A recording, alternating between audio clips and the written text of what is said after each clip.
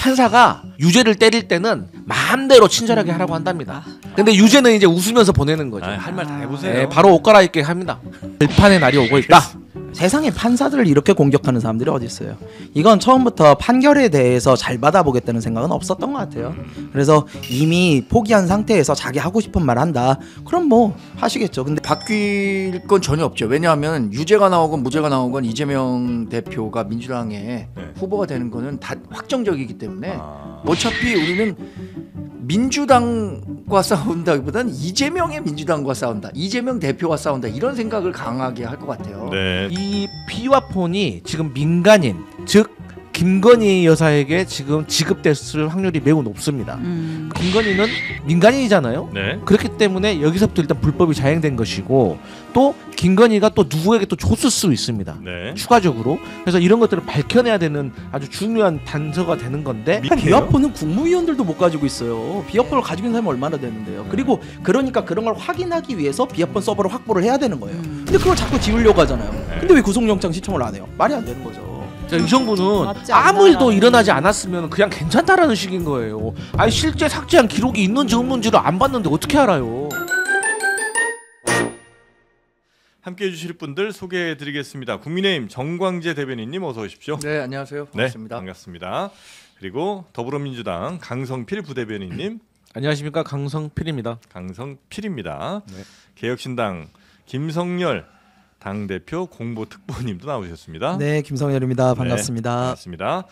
그리고 오늘 뉴스 함께 정리해 주실 우리 신혜영 기자님 어서 오십시오. 네, 신의 원입니다. 신혜 원입니다. 강성필, 정광재, 재고요. 김성열, 네, 신의 원입니다. 자, 내일입니다. 내일이면 이제 더 이상은 열리는 게 없는 거죠? 그렇죠. 내일이 네. 이제 마지막 최후 변론일, 11차 변론일이고요. 네. 내일 이제 증인들이 나오는 게 아니라 양쪽 대리인단이 한 2시간씩 의견을 밝히고, 이제 하이라이트는 그거죠.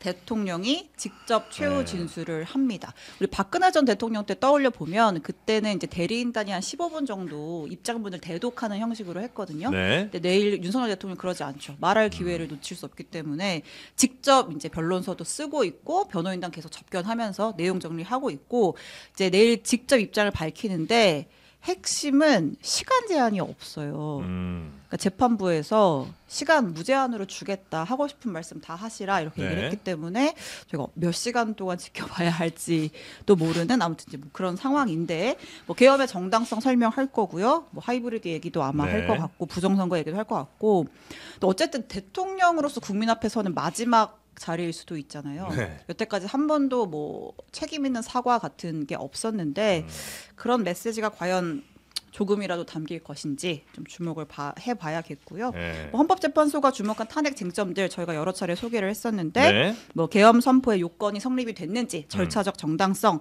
포고령 자체의 위헌성, 그다음에 국회랑 뭐 정치인 체포, 선관위를 장악하려고 했는지, 네. 이런 것들이 마지막 쟁점이 될 걸로 보입니다. 네. 그 5개 뭐 탄핵 심판 쟁점 같은 경우는 뭐 보기 따라 조금 다른 것들도 있을 수는 있으나 또 되게 명확해 보이는 것들이 좀 있잖아요. 뭐 저희가 봐서는 그런데 뭐 예를 들면 뭐 포고령 위헌 위법성 같은 경우는 비교적 상당히 좀 명확하지 않나 하는 생각이 좀 들긴 하고, 왜냐면 정치 행위를 뭐 금지한다는 이런 것들이 아무리 봐도 이건 좀 위헌적인 것 같고, 뭐 국회 장악 봉쇄 시도를 했냐, 이건 뭐 생방송으로 전 국민이 또 보셨으니까.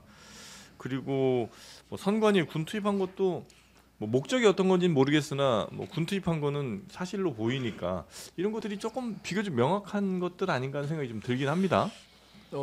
신 기자님이 어떤 내용이 담길까라고 네. 말씀하셨잖아요. 네. 제가 생각해서 사실 뭐 대변인도 네. 그런 역할을 하는 거잖아요. 어떤 메시지가 담겨야 된다는 조언 네네네. 같은 걸 하고, 첫 번째는 아마 국정 혼란과 국론 분열을 일으킨 데 대한 누가 사과가 책임이냐? 있어야겠죠. 첫 일으키에 대한 번째는. 사과. 사과. 아니, 그러니까 본인이 네. 그때도 뭐 그런 부분 사과했잖아요. 두 번째는 얘기하신 것처럼 계엄의 정당성을 엄청 호소할 것 같아요. 그렇겠죠. 자신이 왜 계엄을 하려고 예. 했었는지.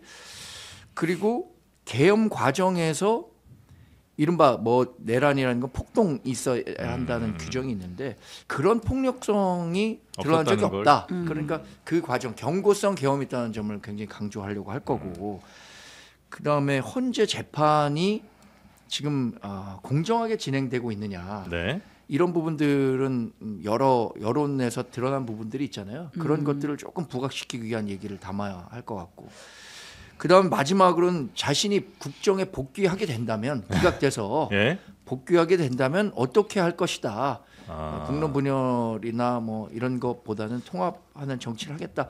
이런 큰 골격에서 고민을 할 것 같고 그동안 나왔던 얘기들이 총합이 되는 거네요. 그렇죠. 네. 쟁점 가운데는 저는 뭐 계엄 선포 요건 성립이라든가 이런 것들은 그 다툼의 여지가 있는데 네. 말씀하신 것처럼 포고령의 위헌 위법성 이거와 선관위 군 투입 이 부분은 부인하기가 쉽지는 않을 것 같아요. 그러니까요. 선관위 군 투입은 내가 지시했다라고 그러니까요. 명확히 네. 언급을 했죠. 2번과 5번은 그러니까 저 2번 5번이 안 보이시겠구나. 네. 네. 띄워드릴게요. 포고령 위헌 예. 위법성과 선관위 군 투입은 부인하기가 어렵고 그 계엄 선포 요건 성립과 국회 장악 봉쇄 시도, 정치인 법관 체포 시도 이 부분은 사실 재판 과정에서 제일 핫하게 붙은 거잖아요.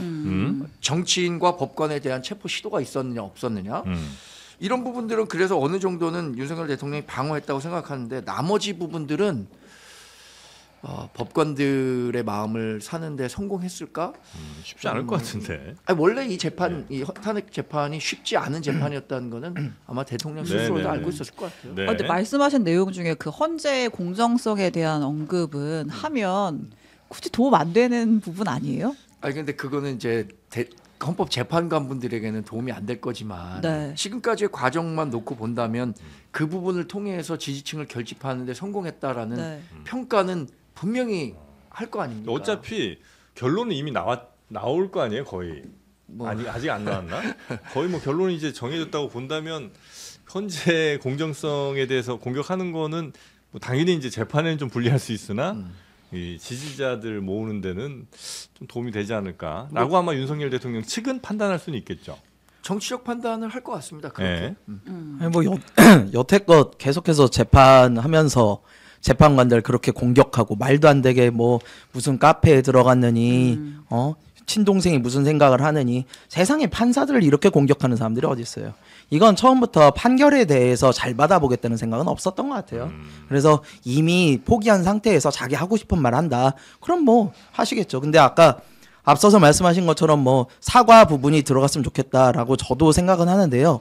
뭐 그전에도 사과를 했다라고 본인은 하지만 저는 솔직히 기억이 없어요. 왜냐면은 사과라고는 앞문장 하나 딱 뭐 이거 죄송합니다 해놓고 뒤에 계엄의 정당성 같은 내가 왜 군 투입을 했느냐 이런 것만 얘기하잖아요. 이게 무슨 사과예요.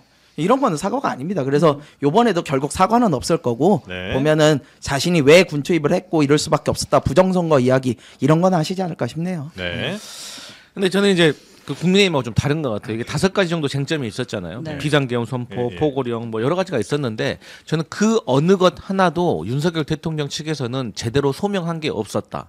그 이유는 뭐냐면 객관적인 증거가 제시가 되지 않았기 때문입니다. 하지만 그런 과정 속에서 오히려 윤석열 대통령의 잘못된 해명이 거짓말만 드러나게 한 거죠. 그래서 제일 중요한 게 정치인 체포 지시와 관련해서 인원이란 말을 내가 쓰지 않았다라고 했는데 그 1분 15초 만에 바로 드러났잖아요. 그리고 선관위에 대한 병력 내가 지시했다 이렇게 말한 거 아니겠습니까?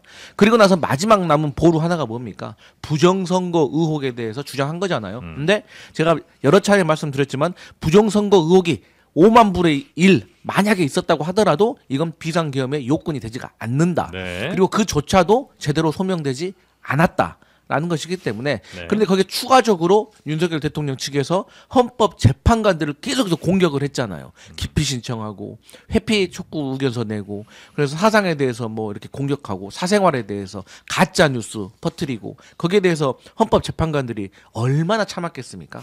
그렇기 때문에 네. 저는 이미 8대 0으로 결과는 나와 있다. 그래서 저는 윤석열 대통령이 뭐 마음껏 얘기하라고 한 것도 원래 우리가 그러거든요. 제가 들어보니까 법률가에서 이 판사가 이 유죄를 때릴 때는 마음대로 친절하게 하라고 한답니다. 오히려 무죄를 주거나 집행유예를 주거나 할 때 혼낸답니다. 너 일반 이러면 되겠어. 재판에서? 일반 재판에서 피고인들한테 네. 아, 혼내고 나서 좀 애 좀 태우고 그리고 이제 무죄를 애를 주고 네. 근데 유죄는 이제 웃으면서 보내는 거죠. 할 말 다 해보세요. 네, 바로 옷 갈아입게 합니다. 네, 그렇기 때문에 이제 결판의 날이 오고 있다. 네, 네. 그리고 앞서서 네. 포고령의 위헌 위법하고 선관위 군 투입에 대해서는 뭐 그럴 수 있다라고 하셨기 때문에 나머지 세 개에 대해서 잠깐 말씀을 드리면 네. 계엄 선포 요건 성립 쉽게 말씀드려가지고 국무회의를 거친 다음에 서명을 해가지고 내는 게 맞아요. 전두환도 그렇게 했어요. 근데 윤석열 제대로 했습니까? 국무회의 제대로 안 열렸어요. 지금 국무회의 참여자들이 얘기를 하고 있어요. 그다음에 서명 아무도 안 했어요. 포고령 이 포고 자체가 굉장히 위법했기 때문에 선포 요건 자체가 안 돼요. 그리고 국회 장악 봉쇄 시도 아니 그날 국회의원들 못 들어가게 해서 담 넘은 국회의원들이 한두 명입니까? 그거는 다 이미 조지호 경찰청장을 비롯해서 다 증언도 했고 실제로 카메라로 다 보셨잖아요. 그리고 정치인 법관 체포 시도 이것도 뭐 메모뿐만이 아니라 홍장원 차장 메모뿐만이 아니라 여인영 방촉사령관조차도 체포 명단의 기원은 윤석열 씨다 얘기를 했고요. 예. 그 다음에 저희 조지호 경찰청장도 이번에 또 인정도 했고요.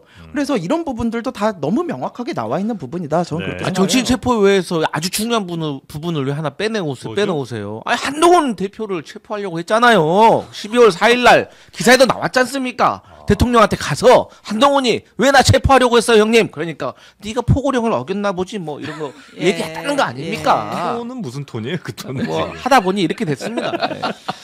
자 그리고 아무튼 근데 이제 예. 결국은 이제 선고가 언제 나오냐가 예. 또 중요하잖아요. 3월 뭐 왜냐면 중순 얘기 많이 나오던데요. 그렇죠. 이제 선고일이 네. 나와야 조기 대선일이 탄핵 인용을 전제로 조기 네. 대선일이 잡히기 때문에 근데 이제 보면은 이제 내일 이제 최후 변론을 하고 나면 이제 내일 그다음 모레부터 이제 헌법재판관들끼리 자기네들끼리 매일매일 평의를 열어요. 주말 빼고. 그래서 마지막 평의가 끝나면 아마 그날 선고일을 발표를 할 거예요. 네, 저희 평이 끝났습니다. 네. 이날 선고하겠습니다. 말씀하신 대로 지금 예상되는 거는 3월 중순, 초중순, 초중순. 중순. 그러니까 이제 그 노무현 전 대통령 같은 경우에는 한 14일 만에 네. 최후 변론하고 박근혜 전 대통령은 11일 만에 나왔기 때문에 맥스 한 2주 본다고 치면 이제 네. 중순쯤이 되겠죠. 그럼 이제 5월 중순에 조기 대선이 열릴 가능성이 있고 그다음에 또 이제 다른 트랙에서 이제 이재명 대표 가장 유력한 대선 주자인데 이재명 네. 대표도 이제 뭐 선거법이랑 뭐 다른 재판들을 받고 있잖아요. 모레가 그러니까 26일이 그 공직선거법 2심 결심 공판일이에요. 그러니까 이날 이제 이재명 대표도 최후 진술을 하는 날이고 네. 그리고 나면은 한 뭐 3월 중하순 그쯤에 이제 항소심 선고가 나와요. 네. 근데 다만 대법원 선고는 아니잖아요. 그렇죠. 근데 이제 5월 중순쯤에 이제 대선이 치러진다고 하면 대법원 선고까지 날 가능성은 조금 크지 않다라는 게 네네. 뭐 중론인데 아무튼 이제 이런 것들이 좀 조기 대선의 변수가 될 걸로 보입니다. 요거에 대해서 여쭤보면 대체로 2심 역시도 2심은 좀 희망적으로 보시는 분들이 이제 우리 민주당에서는 많이 계신 것 같고 설령 유죄가 나오더라도 뭐 이제 그런 가정 자체를 잘 안 하시긴 하지만 그렇더라도 대선까지 가는 거는 뭐 큰 문제 없지 않겠냐. 요 정도 말씀을 주시는 것 같습니다. 이제 조금 더 객관적으로 말씀을 드리면 예. 이번에 이재명 대표 공직선거법과 관련된 변호인단에 추가된 박현석 변호사라고 있습니다. 네. 예. 이분이 뭐 선거법에 있어서는 달인입니다. 그래요? 네, 민주당의 여러 의원들을 살려내신 분입니다. 선거법 달인이에요? 네, 이분이 1심에서 재판 1심은 안 계셨고 2심에서 이제 이분이 추가가 됐는데 네. 이분이 이제 주장한 게 이겁니다. 어쨌든 뭐 검찰 측에서는 이재명 대표가 뭐 공개적인 방송에서 네 차례나 뭐 김문기 씨를 몰랐다라는 이런 발언을 했는데 이게 4번이나 계속해서 똑같이 모른다라고 했다는 것은 계획적이다, 의도적이다. 네. 근데 당신이 알았다는 증거가 1, 2, 3 뭐 이렇게 있다 이런 논리거든요. 예. 그런데 우리가 선거법에 보면은 방송이라고 하더라도 그 방송도 전후 맥락이 있는 거고 네네. 그 상황에 따라서 4번이나 다른 상황이 있기 때문에 거기에 대해서 다 하나씩 특정을 해야 된다는 것이죠. 그래서 이제 하나로 통으로 묶어서 이게 하기 어렵다라는 논지의 주장인 것이고 어쨌든 검찰이 공소장을 변경했잖아요. 네. 그게 무슨 뜻입니까? 잘못됐다는 거 아닙니까? 그래서 이번에 공직선거법에 상당히 저희는 기대를 하고 있다. 이렇게 보시면 될 뒤집힐 것 같습니다. 것이다. 네. 알겠습니다. 공소장 변경 왜 했습니까? 그 김문기 씨 몰랐다고 한 거 그것도 유죄인데 무죄라고 판결했기 때문에 그 부분에 대해서 사실 검찰도 항소한 거예요 이번에.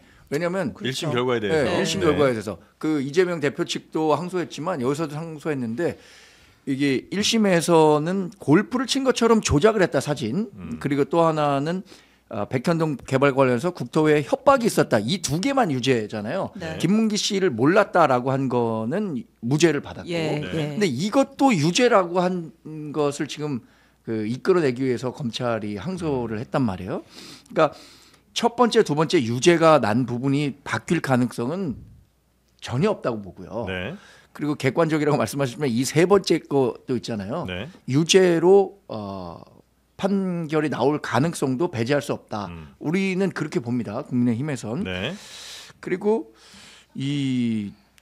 이재명 대표가 한편으로는 이 부분에 대해서 걱정을 하는 것 같아요. 그러니까 대법원에서 판결이 이제 나와야 되냐 안 나와야 되냐가 뭐 헌법을 봤을 땐 이게 대통령이 되면 재판이 중단된다는 게 다수설이다라는 뇌피셜까지 돌리는 거 보면 네. 2심에서도 내가 유죄가 나올 수 있을 것 같은데라는 가능성을 그 유죄가 만약 염두에 두고 계실 나온다면 겁니다. 국민의힘은 뭐 선거 전략이 조금 더 바뀌는 뭐가 좀 있어요? 근데 바뀔 건 전혀 없죠. 왜냐하면 유죄가 나오건 무죄가 나오건 이재명 대표가 민주당의 네. 후보가 되는 거는 다 확정적이기 때문에 아. 어차피 우리는 민주당과 싸운다기보다는 이재명의 민주당과 싸운다. 이재명 대표와 싸운다. 이런 생각을 강하게 할 것 같아요. 네, 네. 그러니까 이재명 대표가 대통령이 됐었을 때의 대한민국의 예측 불가능성 이런 부분들을 집중 공략하실 집중 거다. 공략하지 않을까 싶습니다. 이재명 대표가 대통령에서 자격 지도자다움을 보이고 있느냐. 네. 짧게 딱 하나만 말씀드리고 끝내십시다. 네. 이 얘기는 뭐냐면 1심 여기서 때 얘기해야 말씀하셨던 되는데. 것처럼 국토부에 대한 협박이 있었냐 없었느냐가 예. 유죄를 받았는데 사실 그 이후에 박근혜 전 대통령이 그 계속해서 허가를 하라고 했던 내용에 대해서 직접 회의를 주재했던 내용들이 드러났습니다. 제5차 무역투자진흥회 그리고 지역발전위원회 연석회 이것은 KTV에 보도까지 있습니다. 그래서 네. 이런 것들이 다시 첨부가 되는 것이기 때문에 기대해도 좋다 이런 말씀 드리겠습니다. 네. 그러니까 이게 무죄 아니면 유죄로 봐야 돼요. 유죄가 나오면은 사실 1심에서 무죄 아니면 유죄로 봐야 된다는 게 무슨 말씀이에요? 이게 당연히 왜냐면- 무죄 아니면 유죄. 배고프면 밥 먹는다는 얘기죠. 아니요 이게 왜냐하면 어. 공직선거법에서는 네. 100만 원이라는 기준이 매우 중요해요. 100만 원을 아. 넘게 벌금 100만 원을 넘게 받으면 네. 이게 그냥 유죄가 아니라 피선거권을 피선거권 박탈당해요. 네. 그러니까 출마를 할 수 없게 되는 거거든요. 근데 이 부분을 따질 만한 게 없는 게 지금 이재명 대표는 1심에서 징역 1년에 집행유예 1년을 받았어요. 이거 100만 원 이하로 나올 가능성은 없다. 그렇죠. 네. 유죄가 나오면 무조건 출마가 안 되는 상황이 될 거예요. 최소 벌금 500 이상은 나올 거거든요. 아무리 줄어들어도. 그러면은 결국에는 무죄밖에는 방법이 없어요. 네. 그래서 무죄를 이끌어낼 수 있느냐? 앞에서 얘기한 그 쟁점들을 두 개나 유죄 받은 거를 다 무죄를 만들 수 있겠느냐? 네. 저는 쉽지는 않다고 보이는데 그렇다고 해서 2심에서 그러면은 당선 무효형 혹은 피선거권 박탈이 되는 형이 떨어지더라도 네. 민주당이 이거를 계속 진행할 것이냐? 전 민주당이 좀 고심을 해야 된다고 봐요. 이게 나중에 대통령이 되고 나서 재판이 계속 진행되느냐 안 되느냐를 떠나서 이렇게 문제가 있는 공직선거법상 문제가 있는 분을 공직선거의 후보자로 내느냐에 대해서는 민주당이 한번 고심을 해야 되지 않나 생각을 합니다. 네. 정프로는 이렇게 보시면 됩니다. 우리가 골프 칠 때 딱 드라이버를 쳤는데 공이 나간 것 같아요. 네. 근데 캐디분들은 가서 볼게요 이렇게 얘기하잖아요. 네. 그러면 99% 죽은 겁니다. 갑자기 골프 얘기를 하세요. 아니 이재명 대표도 지금 네. 이거 괜찮을 것 같습니다 이렇게 주변에서 얘기하지만 네. 가서 볼게요 이렇게 얘기를 하고 있는 건데 가끔 뭐 맞고 들어와서 살아있는 경우도 있잖아요. 나무 맞고 다 그런 경우는 이제 우리 법 연구에 이런 것들이 있을 때 우리 뭐 근데 이제 말씀하신 것처럼 골프에서 자주 나오는 얘기가 뭡니까? 목생도사 나무 맞고 들어와서 사는 경우가 허다합니다. 그리고 그 나가 오비 그 나무 막대기 옆에 있는 경우가 허다해요. 근데 그 가장 큰 문제는 이재명 대표는 그 알을 간다는 거죠. 예? 가서 그러니까 마치 안 알 나간 까는 거지. 것처럼 안 나간 것처럼. 자기 공 주머니에서 슬쩍 하나 꺼낸다. 바지 주머니로 예. 이렇게 내려가. 너무 전문 용어들 많이 쓰지 마시고요. 살다 네. 살다. 넘어갑니다. 자, 다음 요 소식 소식합니다. 전할게요. 윤석열 대통령 측이 오동훈 공수처장을 검찰에 고발을 했어요. 네. 이게 뭐냐면, 그러니까 이제 영장 청구할 때 뭐 이제 뭐 수사권이나 관할 법안이나 관련된 논란들이 조금 있었잖아요. 근데 공수처장을 고발했다고요? 공수처장을 고발을 했습니다. 근데 이제 공수처가 서부지법을 통해서 영장을 처음에 받았잖아요. 근데 이제 대통령 측에서 이제 그 국민의힘 주진우 의원실을 끼고 공수처한테 처음에 물어봤대요. 너희 압수수색 영장이랑 통신영장 서울중앙지법에 청구한 적 없어? 이렇게 물어봤는데 네. 없다라고 처음에 답변을 했던 예. 거예요. 근데 이제 나중에 이제 확인을 해 보니 공수처가 이제 지난해 12월 6일이랑 8일에 윤 대통령 압수영장, 통신영장 등 해서 한 3건을 중앙지법에 청구를 했었대요. 아. 네, 근데 이제 그게 기각이 됐고요. 네. 그리고 나서 이제 공수처가 이제 중앙지법이 아니라 서부지법에서 이제 체포영장을 발부를 받은 거예요. 네, 그래서 네, 이제 네. 이를 두고 이제 윤 대통령 측에서는 공수처가 중앙지법에서 하니까 안 되니까 서부지법으로 갔어. 영장을 쇼핑한 거 아니야? 그 법원 쇼핑을 했다는 거죠. 공수처가 이제 네. 이렇게 주장을 했고 공수처도 당연히 반박을 했습니다. 뭐 일단 압수수색 같은 경우에는 이제 대상이 김영인이었고 관련된 내용으로 윤석열이 들어가 있었을 뿐이고 네. 통신영장을 청구했던 거는 맞아. 근데 기각 사유도 어쨌든 그 중복 수사 관련된 부분이었던 거고 체포영장을 발부받는데 그 적법성에는 전혀 문제가 없어. 이렇게 반박을 했습니다. 예. 그 중앙지법에 신청을 했던 것은 맞으나 네, 통신영장을 청구했던 건 맞지만 맞지만, 이제 네. 결과적으로 서부지법에서 발부받은 그 체포영장에는 그게 무슨 문제냐라는 거예요. 조금 복잡하긴 한데 여튼 공수처 쪽에서는 영장 신청을 했던 건 맞고 그 기각됐던 것도 맞고 그 다음에 서부지법으로 다시 바꿔서 한 것도 맞긴 맞는 거죠. 근데 네. 이거 복잡할 문제가 하나도 예, 아닙니다. 예. 간단히 설명을 드릴게요. 통신영장이라는 거는 네. 통신영장과 압수수색영장이 기각됐다는 거 아니겠습니까? 네. 근데 이 통신영장하고 압수수색영장은 윤석열 대통령 한 명에 대한 게 아니에요. 통신영장 같은 경우는 이 사람이 통화를 누구랑 했고 이거 다 전체적으로 봐야 되잖아요. 조직범죄니까. 네. 그 때문에 34명에 대해서 이것을 한 겁니다. 통신영장은. 예. 그게 기각된 거다. 네. 네. 그리고 압수수색영장은 그야말로 윤석열 대통령과 대통령 관저는 압수수색 영장이 기각된 것도 아니에요. 그러니까 윤석열 대통령하고 상관도 없어요. 또한 하지만 체포 영장은 발부가 됐잖아요. 네. 우리가 핸드폰 들여다보는 거하고 집안을 수색하는 거하고 사람을 구속시키는 거하고는 이건 축구와 야구처럼 완전 다른 얘기인 거예요. 네. 그리고 윤석열 대통령 1인에 대한 체포 영장은 이게 발부가 됐지 않습니까? 예. 그리고 지금 계속해서 서부지법과 중앙지법과 관련해 가지고 논쟁을 더 이끌어 나가려고 할 것 같은데 이 논쟁은 언제 끝났냐?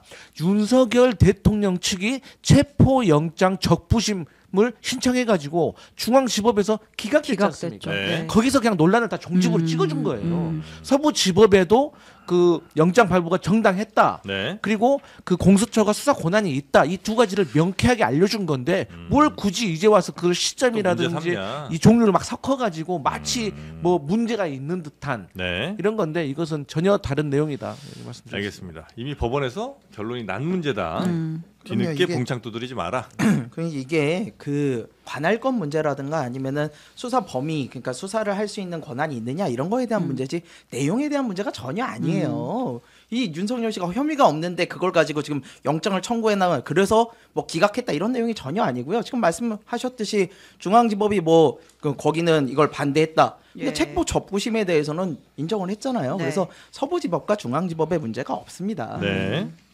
저도 뭐 한 네. 말씀만 드려야죠. 네. 두 분이 짧게 다 이렇게 짧게 할게요. 네. 네, 그 불공정성에 대한 문제 예. 제기를 할 때 이 부분은 반드시 짚고 넘어가야 한다는 거죠. 네. 일단 조금 쉬운 그 영장을 한번 중앙지법에 시도해 보고 아, 간을 아, 봤다? 요거 안 되네. 네. 그러니까 서울 서부지방법원으로 갔다라는 의심은 피할 수 없습니다. 야. 아, 알겠습니다. 그 정도 이제 의심이 있고 그 윤상현 의원 같은 경우에는 서부지법 급판사, 영장 내준 판사, 공수처와 거래가 있었는지 수사해야 한다. 근데 이게 이런 주장까지도 자칫 하더라고요. 또 서부지법 예전에도 이제 그 많은 군중이 몰리면서 또 큰 문제가 뭐 좀 됐었잖아요. 네. 그래서 이게 자칫 이런 정치인들의 이런 단어 선택이나 아니면 발언들이 조금은 좀 위험하게 작용될 수 있지 않을까 우려는 좀 되긴 합니다. 그러니까 예를 들어 서부지법을 이렇게 또 공격을 하면 서부지법에 뭐 또다시 비슷한 일은 생기지 않아야 되고 또 않겠습니다만 그래도 혹여나는 군중 심리에 막 그런 일이 벌어지지 않을까 하는 걱정이 좀 되기는 합니다. 지난번에 서부지법 폭동 사태 때 예. 상당히 그 엄하게 법으로 다스렸잖아요. 네. 그런 부분들에 대해서 학습 효과도 있을 거고 또 하나는 이런 일이 혹시 또 더 발생할 수도 있으니까 네. 더 철저히 대비하자라는 공권력 차원의 네. 대비도 있으니까 네. 이런 일이 있으면 안 되죠. 네. 지금 윤상현 의원이 아직도 그 시대착오적인 생각하는 가장 객관적인 증거가 뭐냐면 최근에 여론조사를 보면 중도층이 완전히 국민의힘을 이탈하고 있습니다. 그리고 이제 중도층도 윤석열 대통령 탄핵해야 된다고 들어섰고 또 정권 재창출도 안 된다라고 완전 돌아섰어요. 네. 근데 그 분기점이 뭐냐면 서부지법 난동 사태입니다. 그러니까 국민의힘이 서부지법 난동 사태에 대해서 그러니까 옹호하는 듯이 특히나 그 중심에 윤상현 의원이 별거 아닙니다. 이거 훈방 조치될 겁니다. 예. 뭐 이런 투의 내용들이 중도층을 자극한 거예요. 근데 아직도 이런 흐름을 읽지 못하고 이런 소리 하시니까 답답할 겁니다. 네. 자, 그리고 논란이 되고 있는 그 홍장원 메모 잠깐만 좀 살펴볼까요? 예, 이렇게 탄핵 심판에서 유일하게 증인으로 2번 나온 사람이 홍장원 그렇군요. 전 1차장이잖아요. 네. 그러니까 이제 대통령 측에서 이제 제1 타겟으로 삼은 사람이 어떻게 보면 이제 홍장원 전 차장인데, 그 증언의 신빙성에 대해서 문제를 좀 많이 삼고 있죠. 예, 그러니까 이제 홍장원 차장이 그 정치인 체포 명단 14명 불러줘서 내가 받았어. 그거 예. 듣고 내가 너무 깜짝 놀라서 이렇게 한 거야라고 이제 처음에 이제 증언을 했잖아요. 네. 그걸 두고 탄핵 심판에서 조태영 원장이 그랬죠. 홍장원이 그 메모가 4개가 있어. 그 메모의 신빙성이 흔들려. 그리고 그 사람이 어디서 이거 공간 공투에서 적었다고 했는데 CCTV 보니까 아니야. 이제 이런 식으로 이제 홍장원의 진술을 좀 흔들고 있는 거거든요. 네. 그러니까 헌재에서도 그랬지만 이게 국회 청문회 자리에서도 옮겨왔어요. 그래서 지난주 금요일 내란특위 국조특위에서 장동혁 의원 질의를 한번 들어볼게요. 네. 이 메모가요. 나중에 정확하게 사람 이름이 기재된 세 번째, 네 번째 메모로 갔다고 하는 것은 거의 진화론에서 얘기하는 단백질 덩어리가 사람으로 진화했다는 것보다도 훨씬 더 믿기 어려운 이야기입니다. 네.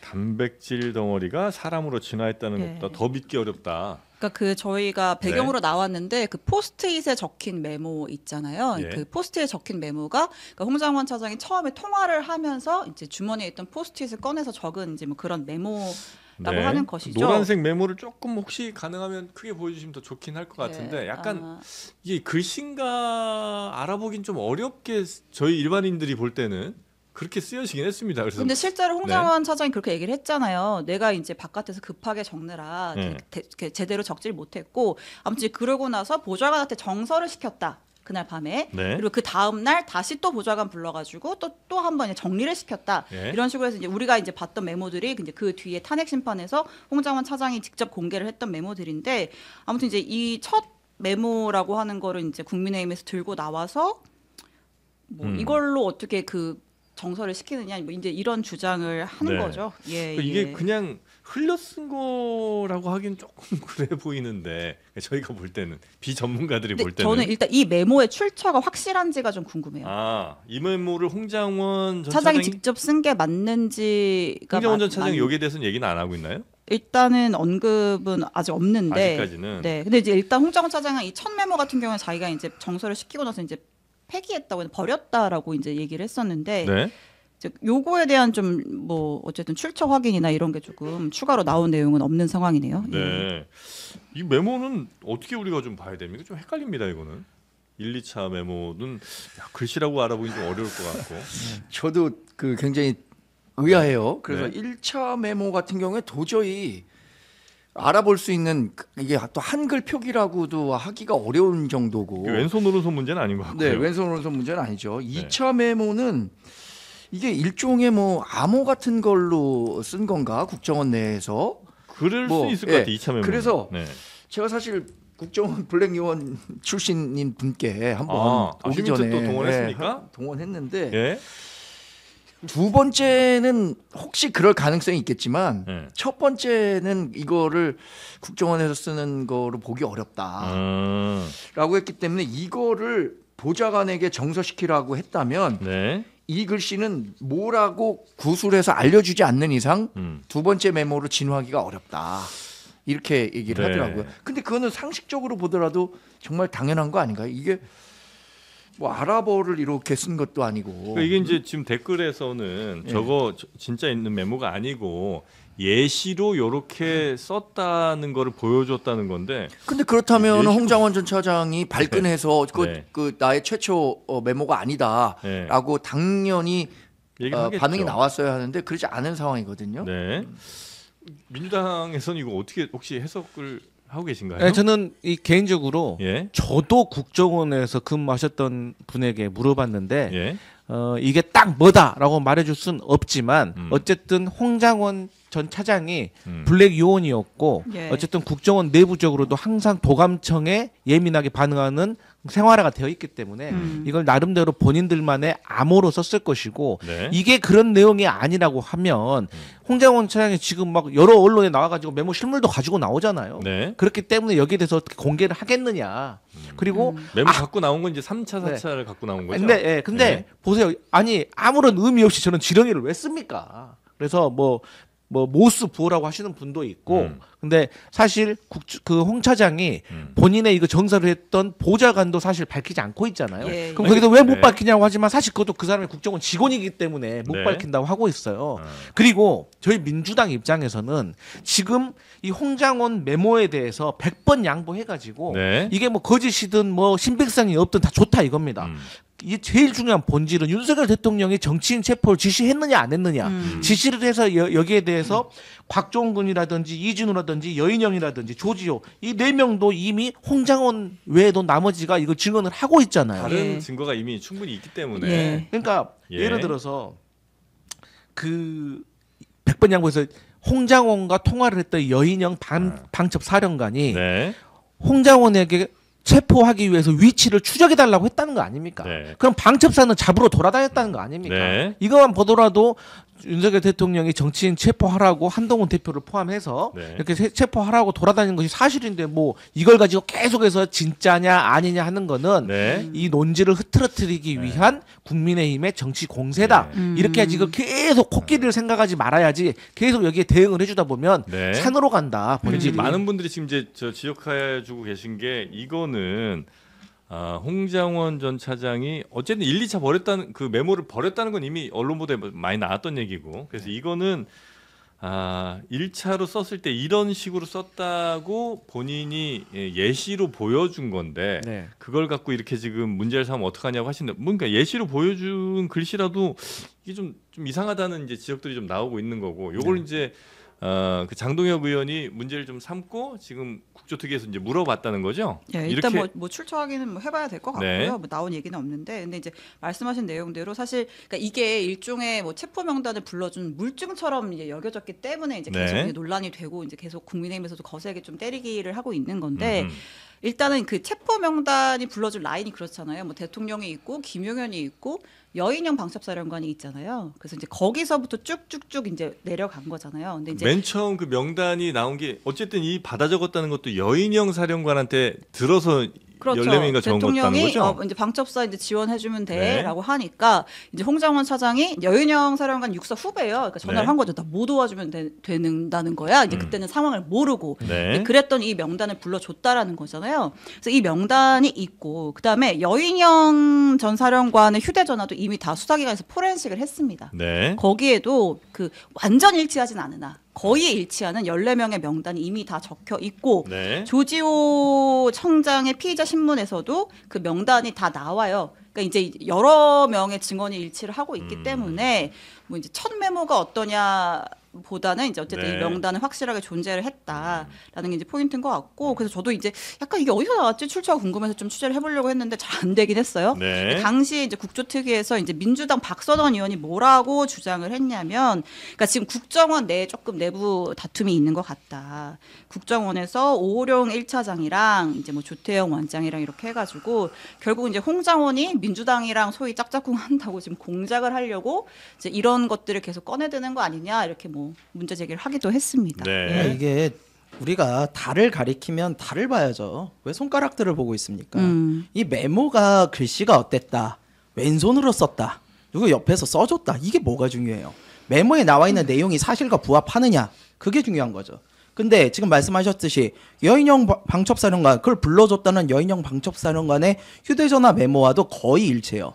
조금 다르긴 한데 그거야 한 달여의 시간이 있었다 보니까 그동안에 조금 바뀌었을 수도 있죠. 그리고 그거에 대해서 조지호 경찰청장도 그러고 또 방첩사 수사단장인가요? 그분도 똑같이 얘기를 해요. 구글 시설까지 준비했는데 뭐. 아니 그러니까 여러 명이 한두 명단이 아니고 여러 명이 똑같은 명단을 얘기를 하면서 네. 잡으라고 했다. 그리고 잡으라고 했다는 그것뿐만이 아니라 실제로 잡으려고 여러 가지 뭐 포승줄이라든가 수갑이라든가 이런 것까지도 다 준비를 했잖아요. 이거 가지고 메모해 가지고 이렇게 반박을 하는 건 너무 좀 지엽적인 부분만 이야기하는 게 아닌가 싶어요. 또 저희 네. 민주당 입장에서는 이 홍장원 차장의 메모가 믿을 수 있냐 없냐 그것보다도 사실 국정원과 관련해 가지고는 조태용 국정원장이 김건희 여사하고 계엄 당일날 문자 주고받았는데 내용이 기억 안 난다는 게 전 더 말이 안 된다고 생각합니다.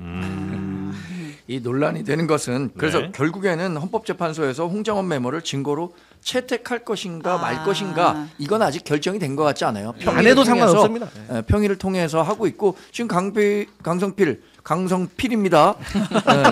말씀하신 것처럼 네. 감사합니다. 이거를 굳이 증거로 채택하지 않고도 재판을 진행할 수 있다면 논란이 네. 되는 거 네. 뭐 할 필요 없다고 생각하고 달을 가리키면은 사실 달을 봐야죠.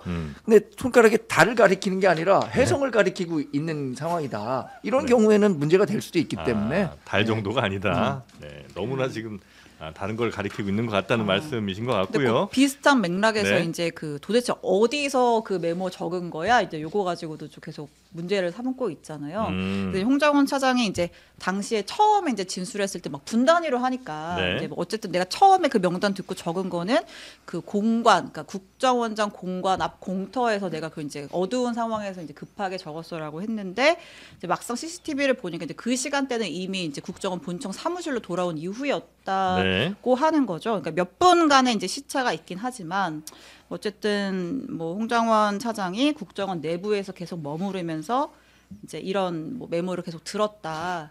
내용을 들었다. 네. 이제 이런 상황들이 있죠. 오히려 이제 민주당에서는 그 CCTV 국정원 공관 앞 공터나 이런 데 CCTV 같은 건 다 이제 보안구역이잖아요. 네. 이제 그런 시설에 있는 CCTV 저걸 국민의힘에서 공개를 하다 보니까 국민의힘이 이거 누구한테 받아서 지금 까는 거야? 뭐 이렇게 홍장원 공세를 펴고 있기도 차장이 합니다. 증언했던 그 위치랑 그 시간대가 맞느냐를 이제 검증을 해보니까 뭐 약간의 오차는 좀 있을 수 있으나 뭐 큰 대세 지장은 없다. 이렇게 네. 이제 민주당 대상의 쪽에서는 지장은 얘기하고 없는데 있- 이제 네. 국민의힘 주장은 그거예요. 아니 홍 차장이 청담동에서 저녁 먹다가 대통령 전화 받고 이제 무슨 일이 있나 보다 하고 이제 본청 들어서 대기를 했는데 그 조태용 원장이 전화를 안 받으니까 공관으로 갔는데 그런 급박한 상황에서 내가 그 충격적인 전화 받은 그 장소를 헷갈려? 말이 돼? 이제 이런 식으로 네. 공세를 펴는 거죠. 알겠습니다. 자 그리고 이 명단을 불러준 여인영 사령관은 비상계엄 선포 이거를 꽤 오래 전부터 준비한 것 같은 그런 정황이 좀 있죠 지금. 예, 그러니까 그 여인영 사령관이 2013년 11월인가에 이제 방첩 사령관으로 취임을 했거든요. 네. 이제 그리고 나서 이제 2014년 뭐 봄쯤부터 이제 대통령이 사람들 모아다가 야, 그 이재명이 문제 해결하는 거는 비상대권밖에 없다. 우리가 이제 비상대권으로 헤쳐나가야 된다. 이런 얘기를 막 안가에서도 하고 주변인들한테 막 했다라는 거잖아요. 네. 그리고 나서 방첩사에서 포승줄이랑 수갑 등의 인원 포박 장비를 네. 구비해서 준비를 해뒀대요. 그게 이제 작년 3월부터. 네. 빨리도 했다. 근데 네. 제가 말씀드렸지만 이 뭐 포승줄 이런 케이블타 이런 것도 아주 지엽적인 문제고 제가 전에 말씀드렸지만 2023년 11월에 여인영이 쉽게 말해서 방첩 사령관 3스타로 승진을 합니다. 네. 근데 이때 같이 승진한 사람이 곽종근, 예. 여인영, 이진우 3명이에요. 아주 핵심 인물들. 예, 근데 여기서 곽종근 사령관은 이 사람들보다 선배입니다. 그러니까 이 곽종근은 이미 승진해서 누락됐기 때문에 옷 벗어야 되는 사람이에요. 네. 그런데 여기에 같이 승진을 한 거예요. 그리고 나서 특전, 방첩, 이 수방 이 3가지 계엄 당시에 그 아주 중요한 요직을 맡긴 거거든요. 네. 근데 우리 공무원 사회도 이 본청에서 승진을 하잖아요. 그러면 이제 바깥으로 좀 돌립니다. 승진했기 때문에. 그리고 다시 밖에서 또 그 점수 싸고 나면 다시 본청으로 들어와 승진하고 이런 구조로 되어 있거든요. 네. 마찬가지로 군 인사도 승진을 3스타로 하게 되면 그 바깥 군단장으로 지방으로 돕니다. 네. 그래야 되는데 이분들을 끝까지 그 요직에 앉혀놨다는 거예요.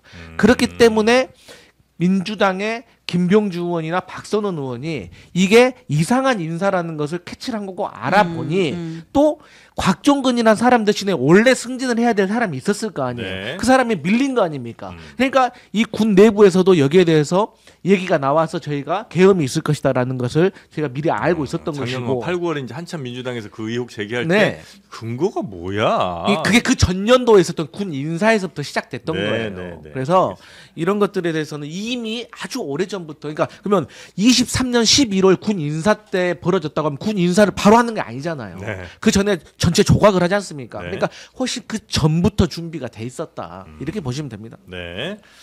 자 그리고 좀 반가운 소식 하나 갈까요? 뭐죠? 그 캡틴 아메리카 있잖아요. 아, 안모 씨. 왜 반가운 거예요? 아니, 좀 아니, 재밌는 소식.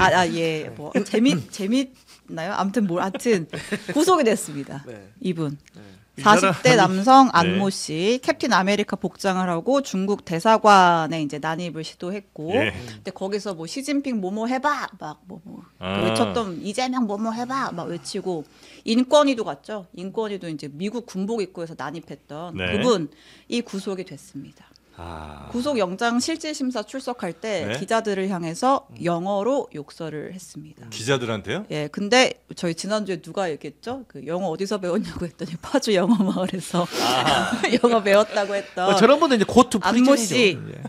아 근데 본인이 별의별 주장을 많이 하셨더라고요. 미군 장교 출신이다 이런 주장도 했고 내가 안중근 의사의 후손이다 그런 주장도 했다고 하는데 아무튼 그 난동범이죠. 예, 구속이 됐습니다. 네. 근데 저는 사실 이게 우리 보수 집회 시위 가보면 네. 가끔 이제 뭐 다윗의 별을 든 분도 있고 성조기를 든 분도 있고 네네네. 합니다. 다양한 분들이 있죠.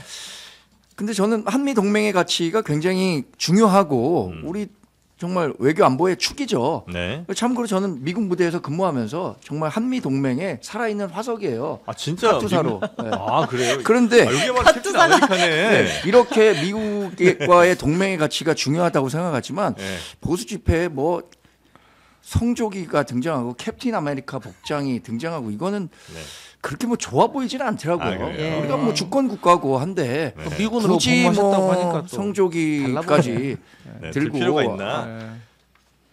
저 거기까지 괜찮다고 지금 다윗의 별까지 가는 거는 좀 그렇더라고요. 예. 아 근데 저는 이스라엘 궁금한 국기를 게 많은 거. 이스라엘 국기는 왜 드는 거예요, 진짜? 아니, 그렇게 그러니까 그게 말씀드렸잖아요. 기독교 네. 단체들이 하다 보니까 네. 그런 성향이 있는 것 같은데 네. 그것까지 드는 거는 뭐 이렇게 그러니까 좋아 보이진 자, 않더라. 다시 짧게 말씀드리면 이 성령이 예수님의 말씀이 전 세계로 퍼졌죠. 예루살렘에 땅 시작해서 끝까지 전하게 하라 땅까지 했잖아요. 땅 갔다면 이제 다시 원 본부로 돌아가는 거예요. 네. 그래서 그 영광을 돌리기 위해서 이스라엘 국기 듭니다. 그렇네요. 사랑교회에서 하는 건 좀 그렇네요. 알겠습니다. 자, 캡틴 아메리칸 구속이 됐고요. 네. 영어로 기자들한테 욕설을 했는데 그 영어는 파주 영어 마을에서 배운 걸로 확인이 됐고요. 아 뭐라고 했는지 너무 궁금해가지고 그 네. 회사 영상 찾아봤는데 찍으러 안 갔나 봐요. 아, 그래요? 확인 못해서 굳이 못 그것까지 전합니다. 마시고 갈 필요가 있나 싶은데. 그렇습니다. 자, 그리고 증거 인멸 정황이 여기저기서 드러나고 있는데 네. 김용현 전 장관이 아, 야, 예, 뭐 예. 많이 뭘 없앴나 봐요. 그러니까 이제 김영현 장관의 수행 비서가 있어요. 예. 양모 씨가 있는데 어쨌든 이제 김영현 장관 동선이나 뭐 전화 통화 이런 거 다 들었던 사람일 거 아니에요. 네. 그래서 지난달에 국회에서 증인으로 불러다가도 진술을 막 들으려고 했는데 그때는 사실 증언을 거부했단 말이죠. 근데 이분이 역시 수사기관 앞에서는 술술 이야기를 했습니다. 네. 그러니까 이제 계엄 선포되고 나서 그 김용현 장관이 네. 이 양모 씨한테 네. 그 내 책상 2층 서재에 있는 내 책상 위에 있는 자료 전부 다 세절해. 그래서 잘라서 없애버려. 양모 씨인지 수행 비서죠. 네, 수행은 네. 그러니까 핵심 측근이죠. 네. 근데 김영현이 저한테 그 내 책상에 있는 모든 자료를 전부 다 세절해라고 했다라는 거예요. 그래서 한 3시간에 걸쳐서 그 이제 세절기통을 3번 비워가면서 모든 자료를 세절했다. 네, 그러니까 종이를 이렇게 쭉 넣으면 쫙 갈려갖고 갈려 나오는 거. 거. 그 통을 세 통을 비웠다라고. 세통 굉장히 많은 거. 그렇죠. 그러니까 굉장히 상세하게 당시에 그 정황을 묘사를 했고요. 네. 그 다음에 김 전 장관이 노트북도 폐기해라고 해서 그 노트북을 망치로 부쉈대요. 네. 그 망치로 부수는 과정에서 내가 손가락도 다쳤다. 이런 구체적인 진술을 했다고 합니다. 예전에는 보통 무슨 이제 첩보 영화 이런 거 보면 뭐 하드디스크 없애려고 전자레인지에 돌리고. 전자레인지 돌리고 뭐 이런 게 있잖아요. 김용현 장관은 굉장히- 화면 보기 아무도 풀 줄 모르는 사람이에요. 아날로그 아니, 워드를 못 친다잖아요. 그런데 이분이 포고령 작성했다고 떠밀면 되겠습니까? 그러니까 망치로 때려 부수라고 하지. 그것도 망치로 때려 부수는 그 부관도 난 참 안타깝네. 진짜. 근데 망치를 부수는 과정에서 또 네. 손가락이 다쳤답니다. 아, 네, 조심성이 아니, 없네. 근데 마음이 지금 아파요. 워드를 못 친다는 거는 추측이다. 사실과 다른 것 같아요. 왜냐하면 그 연세 드신 분들도 네. PC에 요새 얼마나 그 익숙한데 워드를 못 친다고 합니까? 그리고 그 좀 희화화된 측면이 있지만 뭘로 쳤습니까? 무슨 워드 프로그램 쳤습니까? LG요? LG로 쳤다는 예. 것도 본인이 쓰는 컴퓨터가 LG고 그 안에는 한글이나 워드나 있었겠죠. 그거에 대한 답변이 좀 이렇게 잘못됐다고 보지. 워드도 못 치는 분 아니 말씀하신 것처럼 되죠. 나이 드신 분들도 할 줄 아는데 이분은 나이도 그렇게 많이 안 드셨는데 아니, 못 한다니까 문제 아닙니까? 그러니까 하실 수 있다는 거예요. 이게 뭡니까? LG가 뭡니까? LG가. 아니 근데 이거는 검증해 보면 법정에서 금방 할 수 있는 거 아 아니에요? 그럼요. 아니 주변에 증언들 있잖아. 화면 보기 풀 줄 모른다잖아요. 그래도 컴퓨터 주고 네. 야 한메타즈 한번 쳐보세요 이렇게 해갖고 뭐 몇 타 치는지 금방 나는 것 같은데 이거는 뭐 굳이 타 어려운 치는 게 중요한 게 아니라 정확히 치느냐가 중요하죠. 아 이래서 특검해야 되는 겁니다. 근데 이제 보면은 책상에 있는 자료를 3시간에 걸쳐서 해결할 정도면요. 거의 책상이 서류로 덮여 있었을 거예요. 그것도 그냥 이게 왜냐면 3시간 컴퓨터의 중요 자료들은 인쇄를 하면 안 돼요. 인쇄를 하면 안 되는 것들이 있어요. 네. 실제로 인쇄를 하면 기록 누가 인쇄했는지 언제 했는지까지 남는 그런 보안 자료들이 있거든요. 네. 근데 제가 보기에는 이분은 이거 다 뽑아가지고 책상 위에서 보신 것 같은데요. 그러지 않고서 3시간 동안 이거를 파쇄할 게 다 밑에서 있겠어요? 뽑아서 보고를 올려준 것들 본 거죠. 아, 네, 그랬을 네, 수도 네, 있고요. 네. 그래서 컴퓨터에 그렇게 뛰어나신 분은 아닌 것 같다라는 생각이 네. 들어요. 예. 아무튼 이 파쇄를 지시한 시점이 12월 5일. 그러니까 예. 이제 김영현 장관이 면직된 당일이고요. 이제 그로부터 3일 뒤에 검찰에 긴급 체포가 됐죠. 네. 아무튼 김영현은 지금 이제 보석도 기각되고 잡혀 들어가 있는데 그러니까 네. 추가 증거 인멸 우려는 낮아 보이는데 김성훈 경호처 차장 말이에요. 여기도 지금 증거인멸. 예. 3번이 기각이 됐는데 저희가 계속 이제 우려를 했던 거는 이 비화폰 관련된 관리를 이제 이분이 하는데 증거인멸 우려 있잖아 이제 계속 우리가 우려를 표했잖아요. 네. 자 근데 실제로 그 증거인멸을 시도한 정황이 드러났습니다. 어떤 증거인멸을요? 그러니까 계엄 직후에 음. 김성원 차장이 그 부하 직원들 경호처 직원들한테 야 빨리 이제 비화폰 그거 정보들 빨리 데이터 삭제해라고 지시를 했다라는 거예요. 근데 경호처 직원들이 거부했대요. 아 상관이 지신데도. 예, 근데 거부를 하면서 그냥 말로만 거부한 게 아니고 보고서를 작성해서 올렸다고 합니다. 그러니까 경호처 보안성 강화 방안 검토 결과라고 해서 공식 문서를 만들어 갖고 거기에 검토 사항을 달아서 이거 이렇게 삭제하는 거 형법 155조 증거 인멸 관련 문제 소지 이렇게 못 박아서 기록을 한 거예요. 아 부하 직원들이 이렇게 왜냐면 이제 자신들도 어쩌면 그 범죄에 연루될 수도 있는 거니까. 그렇죠. 많이 증거인멸을 한다면 그래서 예. 이렇게 공문서까지 만들어서 보고서까지 네. 만들어서 이렇게 하시면 안 됩니다. 네. 라고 이제 보고를 했는데도 불구하고 예. 영장이 계속 기각이 됐다. 아, 이건 이제 증거인멸로 충분히 볼만한 왜냐면 이제 비화폰이라는 건 당시의 상황을 기록하고 있을 매우 중요한 증거일 수 있는데 그럼요. 자꾸 그 데이터를 지우라고 하니까. 그럼요. 근데도 증거인멸로 그 우려로 보통은 이제 구속이 되잖아요. 그렇죠. 근데 안 되고 있는 검찰 단계에서 안 되고 있는 거죠. 법원에 간 것도 아니고. 그렇죠. 예. 네. 그러니까 이제 경찰이 계속해서 지금 특수공무 집행 방해하고 어쨌든 그 관련된 그 김성훈 차장에 대해서 영장을 신청을 했는데 네. 검찰이 지금 이거 계속해서 기각을 하고 있죠. 기각이라는 표현이 맞는 건지 모르겠지만 근데 이게 왜 중요하냐 추가적으로 좀 말씀을 드리면 일단 이 비화폰이 지금 민간인 즉 김건희 여사에게 지금 지급됐을 확률이 매우 높습니다. 그러면 이 비화폰은 공무원들만 사용할 수 있는데 일단 김건희는 민간인이잖아요. 네. 그렇기 때문에 여기서부터 일단 불법이 자행된 것이고 또 김건희가 또 누구에게 또 줬을 수 있습니다. 네. 추가적으로 그래서 이런 것들을 밝혀내야 되는 아주 중요한 단서가 되는 건데 민간인 노상원 씨한테도 이미 또 간 것이죠. 갔다고 하고요. 네. 그리고 근데 이게 이틀 간격으로 이게 자동 삭제가 된답니다. 비화폰 예. 기록이. 근데 예. 이 정도는 포렌식을 통해서 충분히 살려낼 살릴 수 수가 있고. 있는데 네. 이걸 인위적으로 삭제를 해버리면 포렌식으로 복구할 가능성이 매우 떨어진다고 하기 때문에 이걸 시급하게 빨리 이것을 복구를 하려면은 김성훈 차장을 구속을 시켜야 됩니다. 아직도 이 비하폰 복구 확보가 안 돼 있는 상황이죠. 뭐 안 돼 있는 검찰이나 거죠. 이런 데서 안 돼 있는 거죠. 그러니까 네. 결론적으로 네. 그러면 검찰이 왜 자꾸 경찰에 이 영장을 반려하느냐.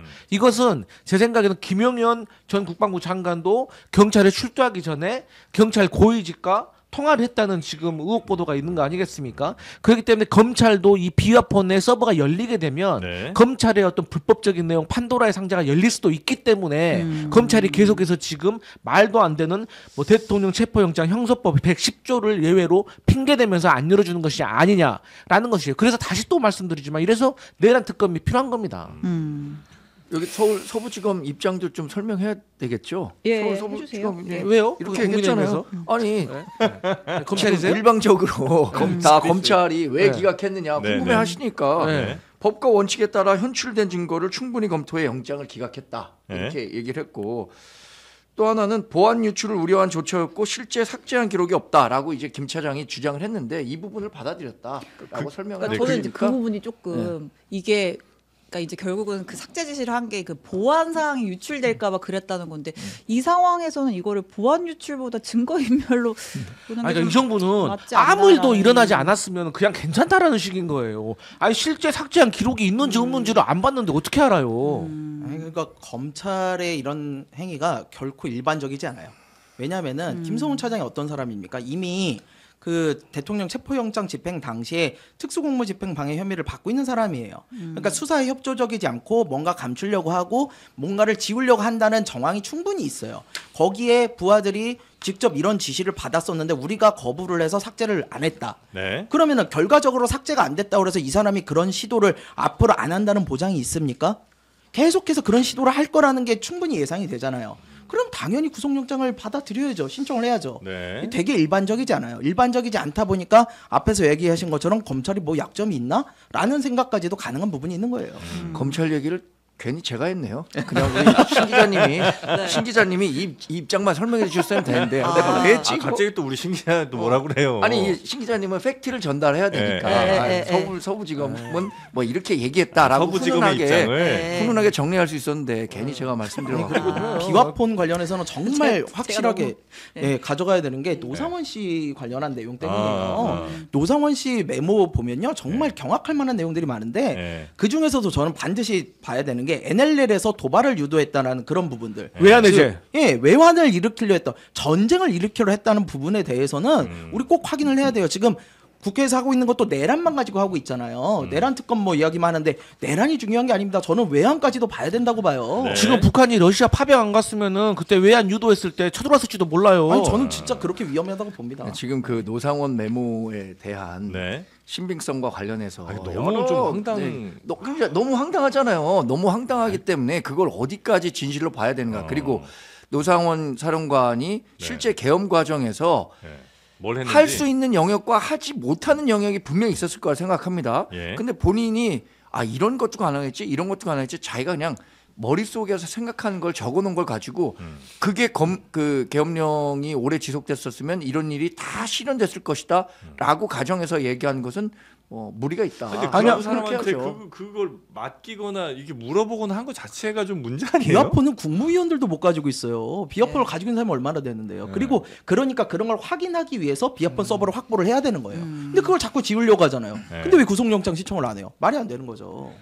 이제 그러니까 사실 말씀하셨던 것처럼 국무위원도 대통령이 필요하다고 싶으면은 지급은 네. 할 수가 있는데 그것도 요건이 있어요. 그런데 노상원 같은 햄버거 보살이 어떻게 그걸 가져갈 수가 있겠습니까? 롯데리아 햄버거 뭐 시키려고 그거 가져간 것도 아니고. 상표 얘기는 하지 마시고. 그리고 그 불쾌해. 아까 집에는 검찰 측 얘기했던 뭐 명예훼손 노상원 들어옵니다. 측이세요? 왜 자꾸 그 노상원을 그렇게 변호하세요? 그거를 국민의힘에서? 그거를 윤석열 대통령이 야 이거 노상현 줘라 네. 이렇게 얘기한 게 아니라 노상원. 네. 김용현 전 장관이 네. 자기의 필요에 의해서 네.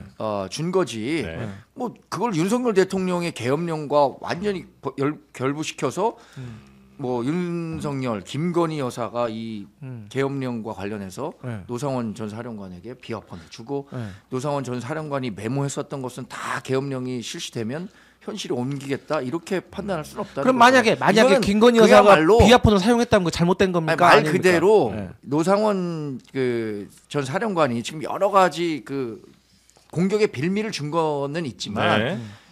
그걸 다 사실이라고 생각한다면 정말 그 음모론에 상당히 중독된 사람입니다. 그 호환 마마보다 무서운 게 음모론이에요. 아니 구금 시설 같은 거 확보해 놓은 정황에 있잖아요. 아니, 그러니까 그 음모론에 그 빠져 있는 반달 원형 절단기도 구입하고. 왜 쓰냐고. 성관이 그런 투입은 사람을. 노상원이 직접 기획했어요. 네. 아니 아. 그리고 기본적으로 그 나중에 계엄이 된 다음에 계엄사에 그 조직도가 있잖아요. 네. 거기에 노상원이 그 뭐 이 본부장인가 뭐 하나 맡았잖아요. 그러니까요. 아니, 그러니까 그 사람이 민간인이었으면 왜 비아폰을 지급을 하고 김용현이 직접 정상호인가요? 거기- 그분은 민간인이 아니라 무속인이에요. 아 무속인. 예. 왜 협조하라고 김용현 장관이 네. 직접 부하들한테 얘기를 해주고 그러겠습니까? 무속인 비하 발언인데 무속인도 민간이네. 하여튼 군인은 아니라는 거죠. 그러면 네. 그 뭐지 국정에 개입하고 이 계엄에 이 불법 계엄에 가담한 네네. 무속인 나쁜 사람인 거죠. 자, 그리고 넘어갑니다. 명태균 요거 좀 짧게 갈까요? 예, 짧게 네. 가는 이유는 저는 명태균 씨 소식을 전할 때마다 매번 조금씩 짜증이 나는데 네, 현타가 너무 많이 온대. 왜냐면 지금 막 명태균 씨 변호인 측에서 막 이제 조각조각 까고 막 주장하고 막 반박하고 이런 게 있어요. 근데 이거를 다루긴 다루는데 검찰은 다 알고 있거든요. 수사 기록 빨리 까면 돼요. 근데 명확하게 검찰 왜 그러는 겁니까? 수사 결과를 발표를 안 해주니까 지금 사실은 계속 정관님 양측에- 대표님, 제가 아까 검찰 왜 그러는 검찰 대변 겁니까? 안 하겠다고 했잖아요. 죄송합니다. 예. 죄송합니다. 자, 자, 아무튼 그래서 뭐 했어요? 뭐 무슨 했냐면 얘기? 일단 예? 이제 명태균 씨가 지금 이제 저격을 하고 있는 게 홍준표 시장이랑 오세훈 시장 두 사람이잖아요. 네. 홍준표 시장이 나는 명태균이랑 따로 만난 적이 한 번도 없어. 만난 적이 없어라고 했는데 사진을 또 공개를 합니다. 같이 한 자리에서 있는 잡힌 사진을 공개를 하죠. 2014년 3월 중소기업 융합 경남연합회에서 개최한 제2회 창조경제 CEO 아카데미 조찬회에서 홍준표 당시 이제 경남 도지사였고 그 옆에서 이제 사회를 보는 사람이 이제 명태균 아니냐. 이제 이거는 사실 민주당에 이제 공개를 한 사진이에요. 네. 민주당에서. 아무튼 이런 얘기가 있고 그다음에 이제 명태균 씨가 오세훈 시장이랑 나도 엄청 만났어. 보궐선거 2021년 그 당시에도 한 4번 만났어. 이렇게 얘기를 했는데 이제 오 시장이 무슨 새빨간 거짓말 이렇게 부인을 했죠. 그러니까 거짓말이라고 내가 너랑 뭘 먹었는지도 구체적으로 기억을 해라고 하면서 네. 그 오 시장의 당협 사무실 대각선 한 50m쯤에 있는 송땡땡이라는 중국집 갔잖아. 청국장집도 갔잖아. 장어집도 갔잖아. 이런 식으로 얘기를 해요. 네. 근데 이제 오 시장은 어디서 제2의 생태 땅 의혹을 제기하고 있어. 이제 이런 상황인데 그러니까 이런 주장과 진술들 검찰 확인했으면 빨리 좀 오세훈 수사 결과를 시장이 발표했으면 좋겠다. 계란 반숙을 좋아한답니다. 계란 반숙을 좋아한다. 예. 계란 반숙 좋아하는 사람은 전 국민의 반 아니에요? 저는 싫어하는데요. 반숙 아니면 완숙이지 뭘. 2번 시켰답니다. 아, 반숙을. 네. 이거 이제 명태균 씨가 기억하는 변호인이 네. 공개하네요.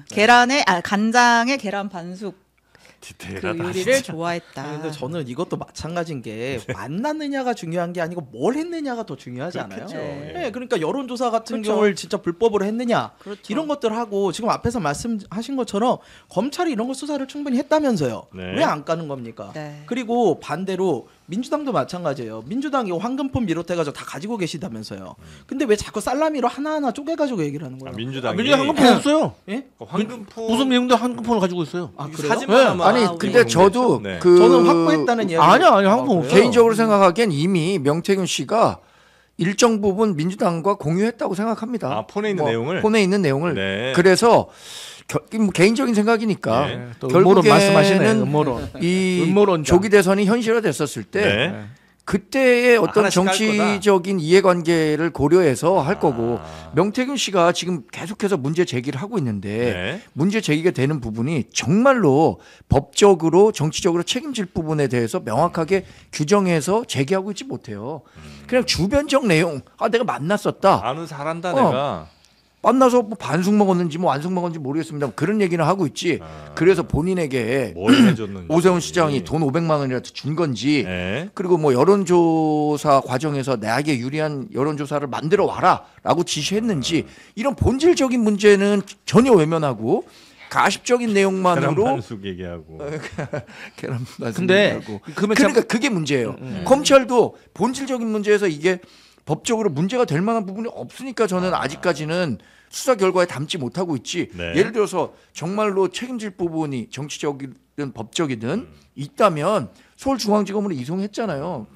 적극적으로 수사가 되겠죠. 자, 그럼 제가 말씀드릴게요. 작년 11월 달에 창원지검에서 이미 명태균과 윤석열 부부의 카톡 280건을 다 복원해가지고 네. 지금 조사가 끝났다는 거고 여기에는 김건희 여사 음성도 있다고 합니다. 예. 그러면 이 내용에 대해서 윤석열 대통령이 일보 안 받았겠어요? 일보 아시죠? 날마다 보고받는 거. 받았을 거라고요. 근데 왜 이게 107쪽짜리 보고서가 공개가 안 된 거죠?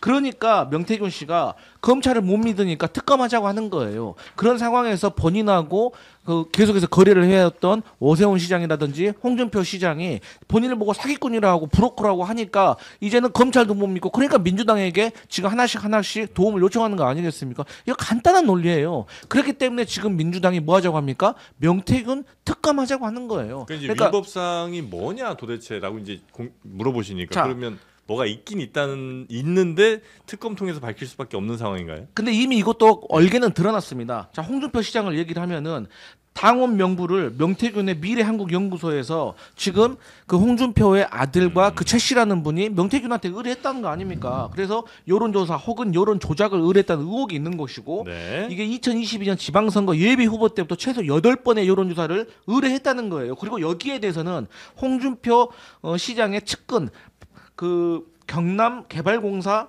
사장이 비여론조사 비용 1,500만 원 대납했다는 의혹이 있어요. 언론 보도가 나온 거예요. 네. 그래서 이런 것에 대해서는 지금 얼개가 나왔으면 이제 더 이상 알려면 어떻게 해야 됩니까? 강제 수사권을 동원을 해야죠. 오세훈 시장 말씀드려요. 거의 이 시스템이 똑같아요. 다만 사람만 틀릴 뿐이에요. 홍준표 시장은 아들과 최 씨라는 사람. 네. 오세훈 시장은 김한정이라는 어떤 후원회장 격인 사람과 뭐 강모 보좌관이라는 사람. 이 내용은 똑같습니다. 거의. 네. 근데 이 혐의도 어쨌든 여론조사를 한 다음에 그 로우 데이터 그러니까 그 안심번호, 지역, 성별, 나이가 들어갈 수 있는 이런 것들이 다 같이 네. 넘어갔다는 의혹이 있기 때문에 네. 그리고 민주당이 이것을 선거 때 하나씩 까려고 한다 안 그렇습니다. 이거 그게 아니라. 아는 즉시 바로바로 이거 빨리 조사 들어가야지. 선거 들어가면 유야무야 될 수 있는데 우리가 왜 이거를 묵혀놓습니까? 홍준표 오세훈 시장 얘기할 때 별로 이렇게 타격감이 느껴지질 않습니다. 혹시 저도 뭐 이렇게 큰 타격감을 느끼지 않습니다. 그쪽은 왜냐하면 대변 안 하시나 봐요? 오세훈, 홍준표 시장 두 시장 모두 네. 그래서 관련 수사 빨리 검찰에서 하자는 해달라라고 거고. 얘기하고 있고 지금 명태균 씨가 주장하는 것은 일방적 네. 주장에 불과하기 때문에 네. 얘기했잖아요. 검찰에서 이게 정말로 법적인 문제가 돼서 죄가 될 만한 부분이라면 벌써 발표했을 텐데 다 주변적 내용만 있는 거예요. 혹시 그럼 벌써 특검하자는 주장에 발표했을까? 대해서 어떻게 보세요? 그러니까 특검과 관련해서는 네. 사실 이 명태균 수사 특검. 중인 사안이고 아. 특검이라는 게 굉장히 보충적 예외적인 사항인데 네. 자꾸 특검을 하자는 것 자체가 아, 이거 정치 이걸 공세? 통해서 정치 공세를 하기 위한 거고 네. 결국에는 이게 2022년, 2024년 우리 당의 공천 과정을 뭐 다 들여다볼 수 있게 하겠다는 건데 네. 그 부분에 대해서 우리 당이 공감할 수가 이제 그런 없다는 부분에서 거죠. 자유로운 분이 국민의힘의 대선 후보가 되셔야죠. 예를 들면 뭐 이제 한모 선생님도 계시고 안모 선생. 그래서 이분은 또 탄핵에 대해서도 이 찬성을 하시는 분 아닙니까? 알겠습니다. 그러니까 이제 정정당당하게 이제 대선 후보가 저희 선출이 개혁신당도 네. 특검에 대해서 동의를 해요. 왜냐면 명태균 검찰이 특검이요? 예 네. 이미 그렇게 의결을 했고요. 저희 투표를 했고 그 다음에 그 검찰이 제대로 수사 결과를 밝히지 않고 있기 때문에 예. 특검의 압박은 필요하다고 봅니다. 그래서 검찰이 빨리 수사 결과만 제대로 밝히면 특검까지 갈 필요는 없겠지만 그럼요. 지금 제대로 안 한다면 특검 해야 되는 부분이 있다고 봅니다. 네. 자 그리고 아무튼 정말- 저는 명태균 변호인 말 그냥 이렇게 막 맨날 전해드리는 게 너무 현타가 많이 맞아요. 옵니다. 네. 다음에 이 자리에 그 네. 검찰 대변인 한번 불러요? 불러갖고 아니 검찰 뭐 얘기를 그런 한번 식이에요. 들어봐야겠습니다. 그러니까 일단 이 황금폰 세대랑 USB 그 로봇 모양 그거 예, 예, 있잖아요. 예. 이제 그거는 이제 검찰한테 제출을 했다고 하고 검찰이 포렌식 했으니까 빨리 이제 정리해서 결과 발표해줬으면 좋겠고 네. 그다음에 또 그 USB 있잖아요. 그러니까 USB랑 뭐 그 뭐야, 그러니까 뭐 하여튼 USB 복사본 네, 네, 이것도 다른 사람 또 누가 가지고 있는 사람이 있대요. 누군지는 말 못한대요. 그러니까 당 민주당 사람도 아니고 네. 명태균도 아닌 또 다른 사람이. 네, 남성화 변호사가 그런 식으로 계속 막 얘기를 한단 말이에요. 아, 기자들 너무 힘듭니다. 알겠습니다. 예. 자 그리고 이 민주당 얘기 잠깐만 좀 하고 넘어갈까요? 예, 좌파 우파 국민은 배고파라고 이재명 대표가 네. 페이스북에 올렸어요. 요즘에 이제 당 정체성 관련된 뭐 논란들이 그렇죠. 좀 있으니까 이렇게 한번 정리를 네. 당 대표가 한 것 같습니다. 네. 민생이 중요하다 먹사리즘. 이런 얘기죠? 네. 네, 아니, 간단합니다. 네. 지금 국민의힘이 비상겸은 잘못됐다고 하면서 탄핵에는 반대하고 있는 스탠스를 취한다. 네. 저희가 봤을 때는 이게 우라고 표현을 하고 네. 그 우가 되다 보니까 당연히 보수 정당의 자리가 비어 있는 겁니다. 그렇기 때문에 민주당이 정치적인 스탠스로 봤을 때는 네. 이 중도 보수까지 좀 흡수를 하려고 하는 확장성을 발휘하기 위해서 정치적인 의미에서 우리가 이런 스탠스를 취하는 것이고 네. 이 정책적인 것도 과거에 김대중 대통령도 DJP 연합 어떻게 보면 중도 보수와 연합을 해서 정권을 만들어낸 거 아니겠습니까? 네. 또 그러한 과정에서 이 외환위기라는 특별한 상황이 있었잖아요. 지금도 비상계엄이라는 특별한 상황이에요. 그러니까 김대중 대통령도 특별한 상황에서는 국영기업을 민영화하는 아주 보수적인 경제정책을 썼기 때문에 네. 저희 민주당도 상속세라든지 아니면 뭐 근로소득세라든지 이런 것들 정말 중산층을 위한 어떤 조치들을 정책들을 실현시키면서 저희가 중도를 확장하려고 한다. 그 대표적인 게 상속세 18억 원 우리가 이제 아파트 벨트를 공략하려고 하는 거. 근데 여기에 대해서 국민의힘이 주도권을 뺏겨버렸죠. 그러다 보니까 부자 감세만 지금 네. 계속 주장하고 있습니다. 아. 최고 세율 50%에서 40% 깎아주셨는데 네. 이거 몇 명이나 깎아주겠습니까? 재정도 없다면서 왜 그러신 겁니까? 아니 지난해 정부가 세제 개편안 냈었어요. 네. 이렇게 상속세 부담이 크니까 네. 상속세 부담 때문에 고민하는 중산층도 많다. 네. 그래서 상속세를 줄여주자라고 해서 정부 세법안을 냈는데 네. 민주당이 그 국회에서 폐기시켰습니다. 네. 폐기시킨 주요 원인 가운데 하나는 물론 최고 세율을 최고 50%에서 세율, 40%로 내리는 거 이 부분에 대해서 동감할 수 없다는 건데 네. 아니, 그렇다면 정말 국민의힘과 정부와 다 협의를 해갖고 하면 될 것을 본인이 그냥 본인이 하는 것만 옳다라고 하면서 여론전 벌이고 있는 거예요. 네. 그런데 그 여론전이 잘 먹히지 않는 이유는 뭐냐? 이재명 대표의 진정성을 모르겠다. 많은 사람들은 그 고민을 하고 있는 겁니다. 이재명 대표가 지금은 그렇게 얘기하지만 선거 앞두고 실제로 네. 그렇게 할까? 이 부분은 굉장히 의문이라는 거죠. 그러니까 저는 최고 세율 빼고 그럼 나머지 일괄 공제라도 빨리 합의하게요. 그거라도 통과시키게요.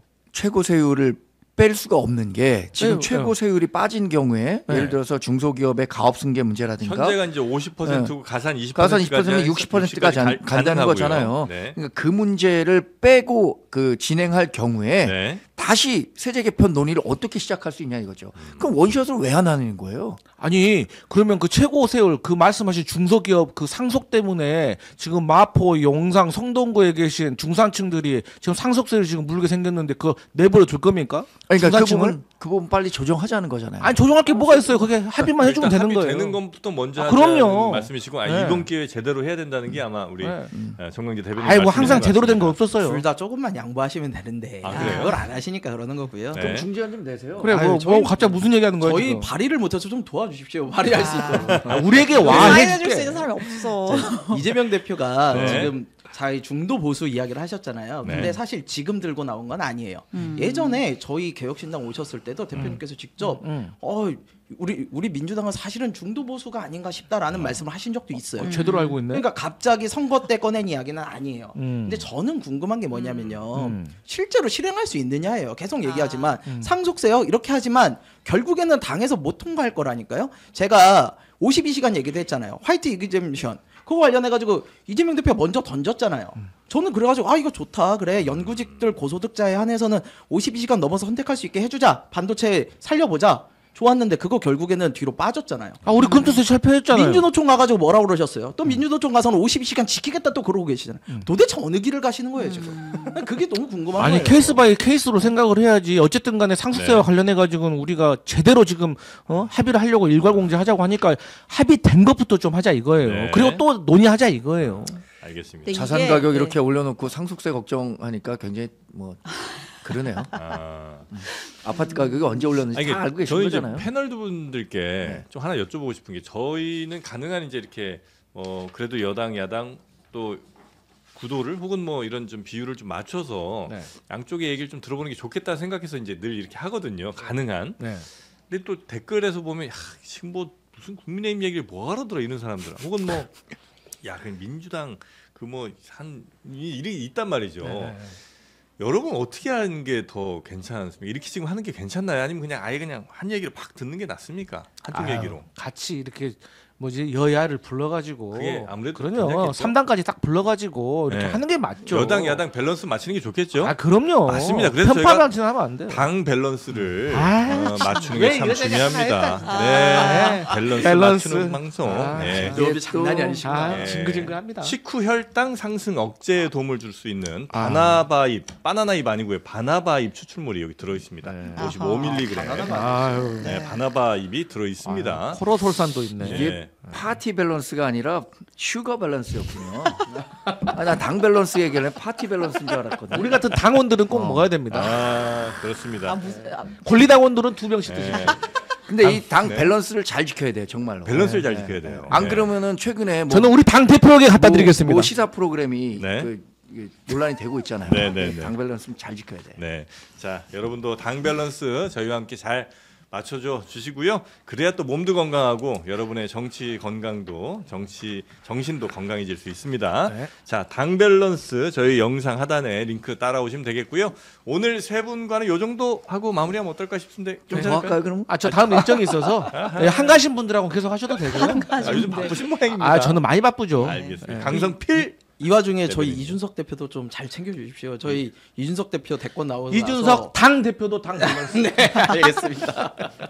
자, 그러면 오늘은 여기서 마무리하고요. 다음 주에 뵙겠습니다. 고맙습니다. 세 분. 감사합니다. 네, 네. 고맙습니다.